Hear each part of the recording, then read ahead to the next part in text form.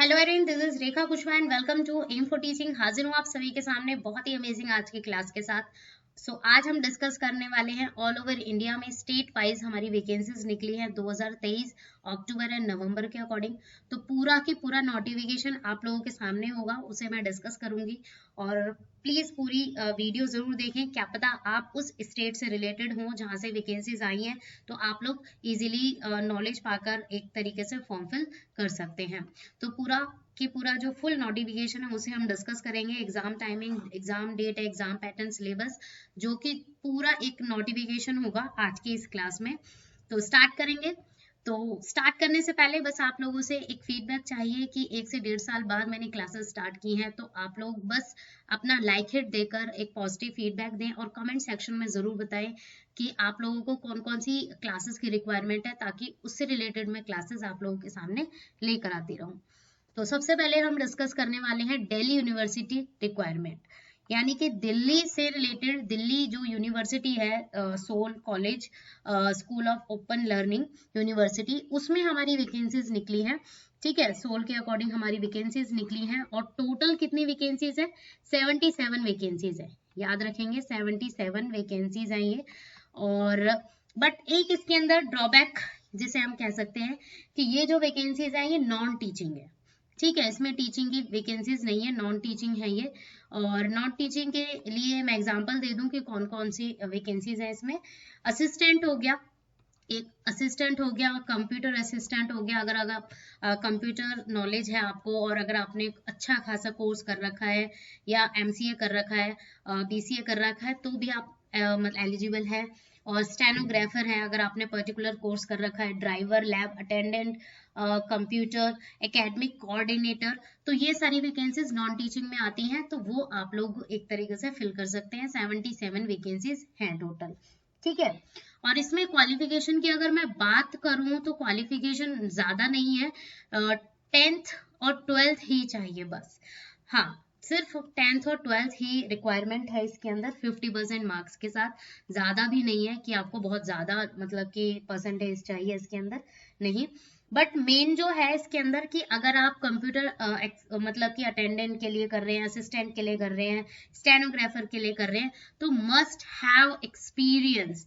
आपके पास 2 साल का 2 ईयर का एक्सपीरियंस होना ही चाहिए। ठीक है, इसके अंदर पर्टिकुलर लिखा हुआ है।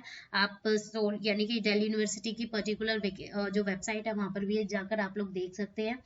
जो कैंडिडेट्स टेक्निकल असिस्टेंट के लिए फिल करेंगे, टेक्निकल असिस्टेंट के लिए वैकेंसीज है इसके अंदर, ठीक है, उनको एक तरीके से बीटेक की रिक्वायरमेंट होगी कि बीटेक आपका होना ही चाहिए। उसमें आपका मतलब कि 10th-12th के बेस पर नहीं होगा, बीटेक आपका होना ही चाहिए टेक्निकल असिस्टेंट के लिए।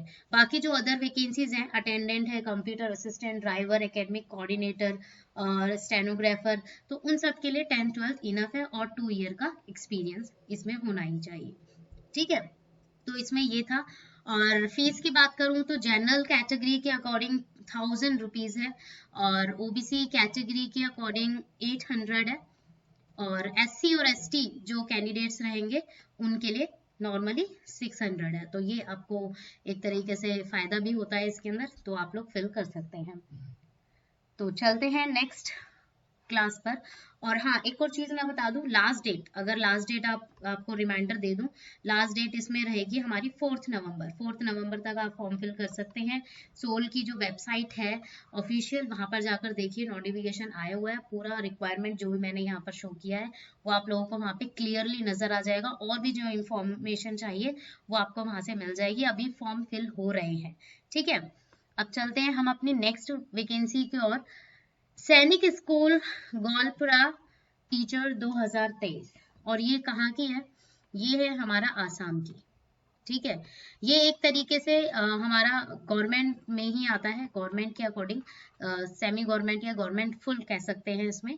और 44 मतलब कि 44,000 इसमें सैलरी का पैकेज रहता है। और इसमें जो वैकेंसीज आई हैं नॉर्मली पीजीटी के लिए आई हैं, पोस्ट ग्रेजुएट टीचर के लिए आई हैं। 11 वैकेंसीज हैं ओनली।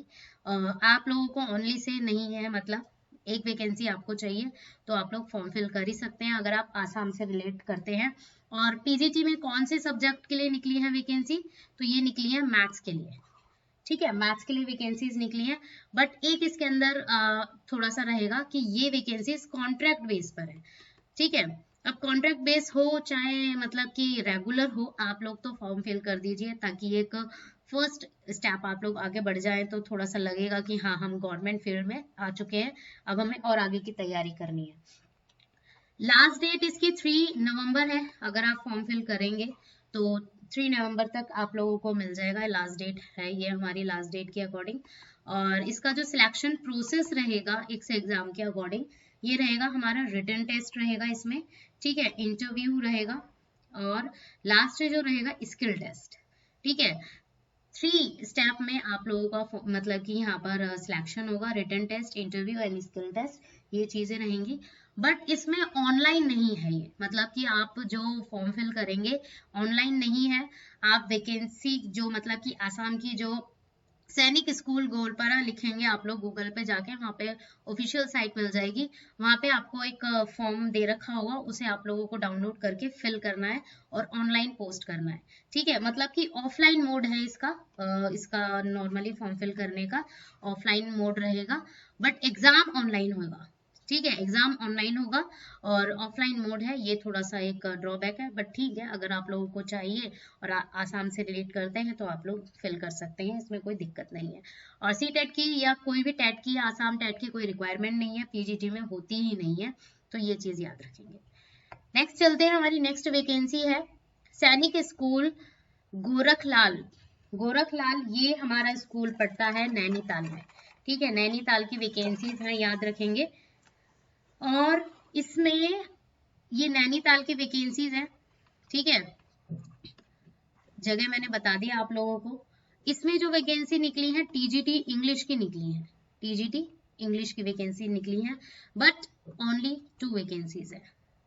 ठीक है, ओनली 2 वैकेंसीज हैं, 2 वैकेंसीज निकली हैं, याद रखेंगे इसको। और इसमें भी वही है, रिटन टेस्ट होगा आप लोगों का और interview and then skill test, ये 3 टेस्ट से होकर जाएगा, मतलब कि सिलेक्शन प्रोसेस रहेगा इसका।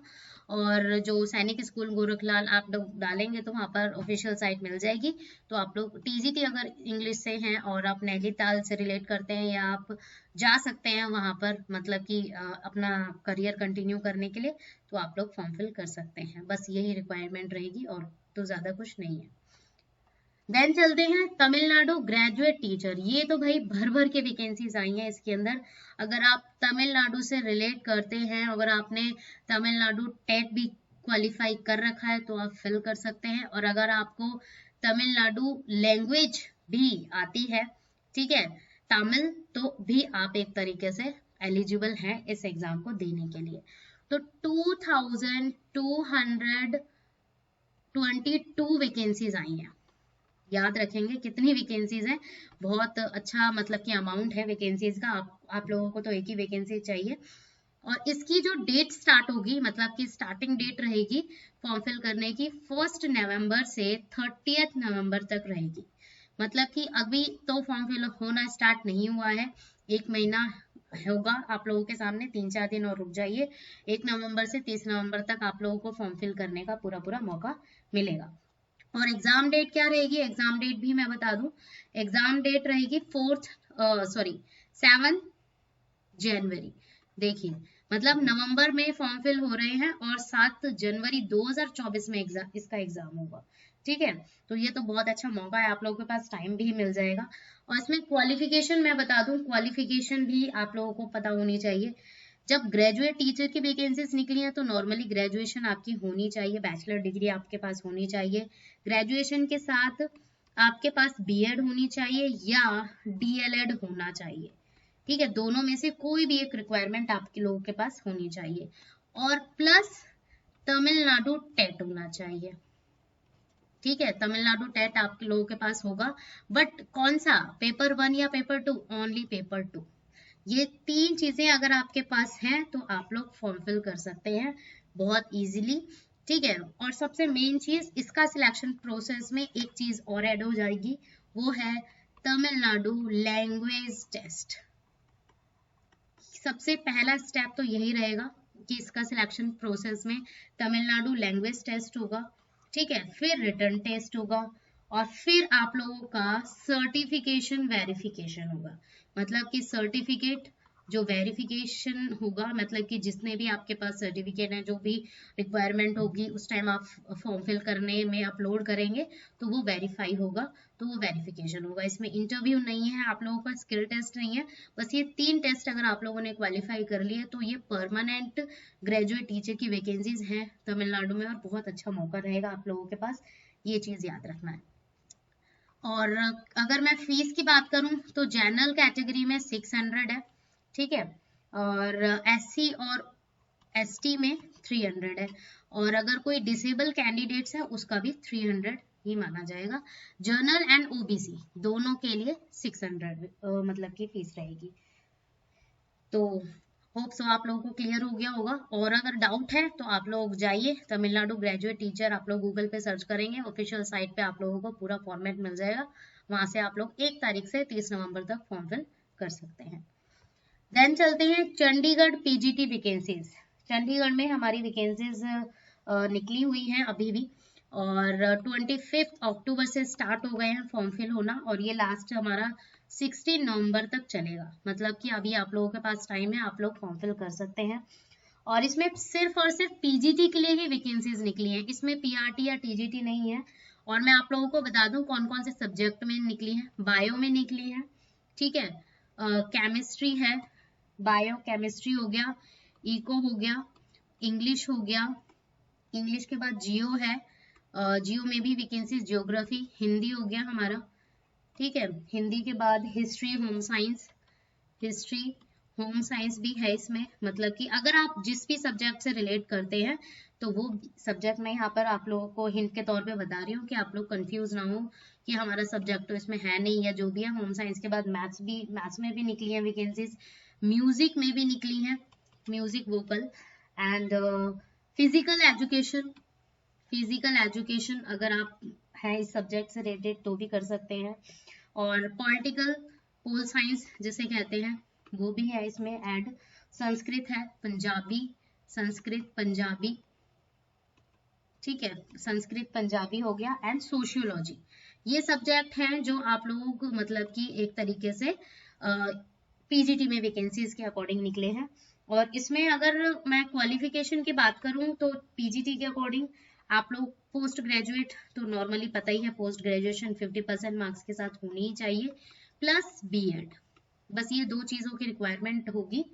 अगर आपने बीएड की जगह ऑप्शनल में अगर आपको बता दूं, अगर आपने बीएड की जगह एमएससी ऐड भी कर रखा है, एमएससी ऐड होता है एक पर्टिकुलर कोर्स, ये भी आप लोगों ने अगर कर रखा है, बीएड नहीं कर रखा है, ये कर रखा है तो भी आप एलिजिबल हैं, और ये कर रखा है, ये नहीं कर रखा है तो भी आप एलिजिबल हैं। इसमें टेट की कोई रिक्वायरमेंट नहीं है, और ना पंजाब टेट ना चंडीगढ़ टेट, कुछ भी रिक्वायरमेंट नहीं है, तो आप लोग फिल कर सकते हैं इजीली, ठीक है।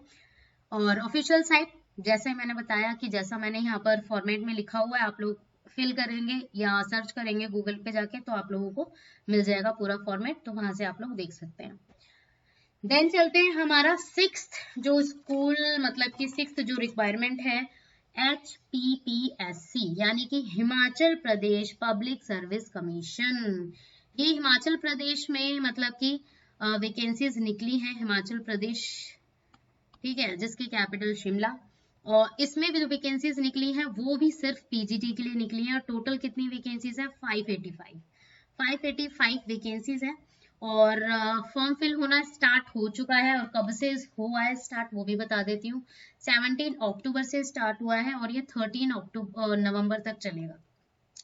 मतलब कि ये जो फॉर्म फिल करने की जो डेट है वो ये है 17 अक्टूबर से 13 नवंबर तक आप लोग फिल कर सकते हैं।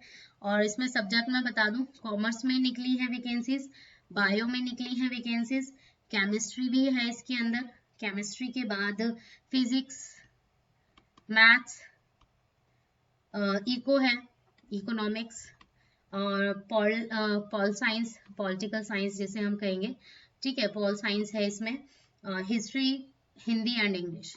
बस ये सब्जेक्ट है, हिस्ट्री, हिंदी एंड इंग्लिश, बस ये सब्जेक्ट है जिसमें वैकेंसीज निकली है हिमाचल प्रदेश में, तो इसमें भी आप एक तरीके से एलिजिबल हैं।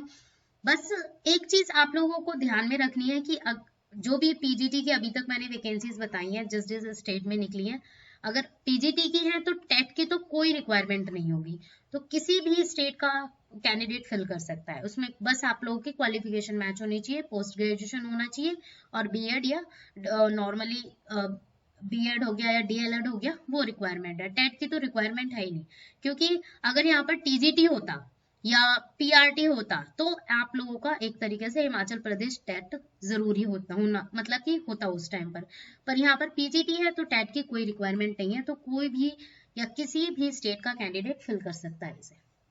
ठीक है, अब चलते हैं हमारी AWES, ये जो वैकेंसीज है इसका ऑलरेडी मैंने नोटिफिकेशन 2 क्लासेस में कंटिन्यू कर चुकी हूँ उसका, और इसकी वैकेंसीज के अकॉर्डिंग 21 जुलाई को फॉर्म फिल होना स्टार्ट हो गया था और 25 अक्टूबर तक मतलब कि फॉर्म फिल हुए थे।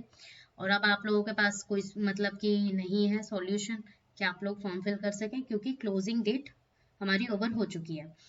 25 एंड 26 नवंबर को इसका एग्जाम होगा।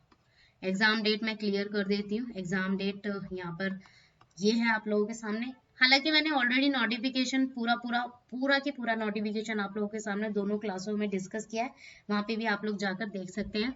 इसमें सबसे अच्छी बात यह है कि पीआरटी, टीजीटी एंड पीजीटी तीनों ही कैटेगरी में वैकेंसीज निकली हैं हर साल हमारी, और 8000 के समथिंग वैकेंसीज निकली हैं, हर साल निकलती हैं। फॉर्म फिल बंद हो चुके हैं, अब आप लोग नहीं कर सकते हैं। अब आप लोगों के पास सिर्फ मतलब कि मंथ बचा है प्रिपरेशन का, तो प्रिपरेशन आप लोग जम के कीजिए। और ऐसा नहीं है कि लगती नहीं है जॉब, लगती है जॉब। अगर आप लोगों ने अच्छे से क्वालिफाई कर लिया, अच्छे से पढ़ाई कर ली है, अच्छे से रिवीजन करके आप लोग गए हैं सिलेबस के अकॉर्डिंग, तो कोई दिक्कत नहीं होगी, आपका आसानी से सिलेक्शन हो जाएगा। ठीक है, और इसका सिलेक्शन मैंने आप लोगों को बता दिया है, मतलब कि रिटन टेस्ट होता है, इंटरव्यू होता है एंड स्किल टेस्ट होता है। और इसमें एक मेन चीज है कि आप लोगों का रिटन टेस्ट के बाद एक स्कोर कार्ड मिलता है।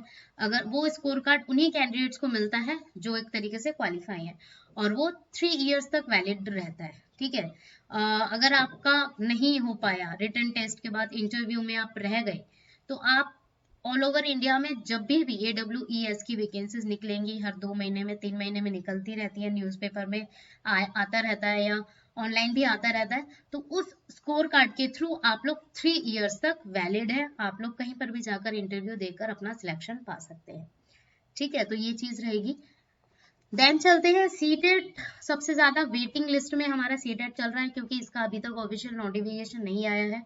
हर जगह अगर मैं देखूं ऑफिशियल साइट्स पर भी टेंटेटिवली दिखा रखा है कि अनिश्चित तौर पर है। अभी देखते हैं, होप सो अक्टूबर नवंबर में हर साल वैकेंसीज आ जाती हैं, इसकी रिक्वायरमेंट के अकॉर्डिंग फॉर्म फिल होना स्टार्ट हो जाते हैं। अभी तक डिले हो गया है, देखते हैं अक्टूबर नहीं तो नवंबर में या दिसंबर में फॉर्म निकलेंगे, तो आपका 1 से 2 महीने बाद एग्जाम होता है। सीटेट का रिक्वायरमेंट बहुत ज्यादा वेटिंग में है, तो आप लोग तैयारी अपनी कंटिन्यू रखिए।